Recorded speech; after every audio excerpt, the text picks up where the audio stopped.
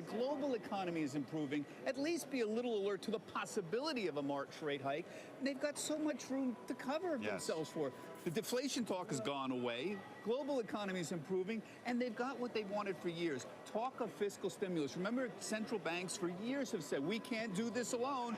We need the governments to step in. You want fiscal stimulus? Help us out. Now we've got serious talk, and yet there's nothing in the statement even implying that that exists. I said earlier, it's amazing if the only thing you knew was what the Fed statement said about the economy, you wouldn't know about the expectations for growth from all the fiscal policy coming out of Washington. Exactly. The hopes for that. And manufacturing globally, we got better numbers out of the Eurozone, better numbers out of Japan. No acknowledgement global economies even getting better. Now, in the past, they've acknowledged when the global economy got worse. That's what I'm saying. So I was a little surprised that they weren't a little more diligent. Now, remember, she's going to give what we used to call the Humphrey Hawkins testimony, not anymore. On Valentine's Day. That's right. Will it be a love fest? 2 weeks from now. I don't know, but I'm sure she's going to be pressed about those questions on the fiscal stimulus issue. Maybe we'll get a little more. And President Trump meeting with Jamie Dimon and CEOs on Friday. Maybe we'll get a timetable for tax cuts and fiscal stimulus. That will move the market on Friday. All right. Thank you, Bob. We'll see you a little bit later. More evidence today that the Fed is not the big focal point anymore for Wall Street. A 25-point gain for the Dow. Stay tuned now for the big earnings from Facebook coming up on the second hour of the closing bell.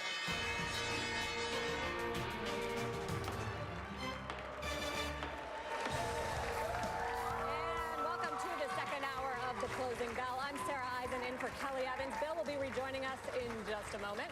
Let's take a look at how we're finishing up the day on Wall Street. In the green, just barely for the S&P, but that actually breaks the losing streak. This is the first up day in the last 5 sessions. The Dow closing higher by a little more than 0.1%, 25 points. Guess what? Apple adding 47 points of that rally to the Dow. The Nasdaq, the outperformer, thanks in large part to Apple.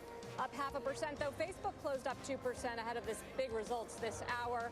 Russell 2000 underperformed, closing flat. Another busy hour for earnings coming up. We'll get quarterly results from Facebook. That's the biggie. Also, 2 insurance giants are set to report. We'll bring you the results from MetLife and Allstate as soon as they cross. But first, let's talk about the markets. Joining us for more, as always, Michael Santoli from the TD Ameritrade Conference will also be joined here on set by Danny Hughes from Divine Capital, along with our very own John Ford as we brace for some tech earnings overall. Mike Santoli, what stood out to you? This was a big quarter for Apple, and it moved the entire market. It was a big quarter for Apple, certainly moved the Dow. I've kind of argued over the years that Apple isn't really so